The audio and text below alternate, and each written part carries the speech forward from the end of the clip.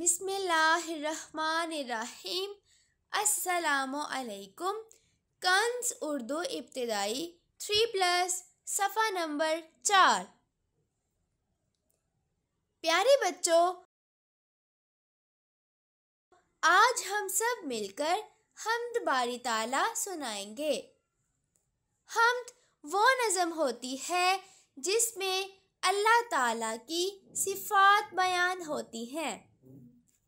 अल्लाह ताला हमारा पैदा करने वाला है, वही हमारा मालिक है, उसी ने ये सारी दुनिया बनाई है। ज़मीन आसमान, चाँद सितारे, इंसान हैवान, पौधे बूटे सब उसी ने बनाए हैं। हम अल्लाह ताला की इन सिफ़ात से इस किताब की इब्तिदा करते हैं।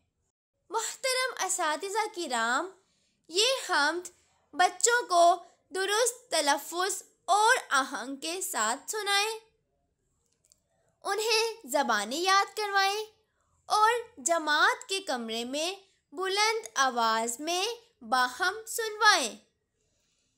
ये नज़म ज़बानी याद करवाने और सुनाने के लिए दी गई है। शुक्रिया।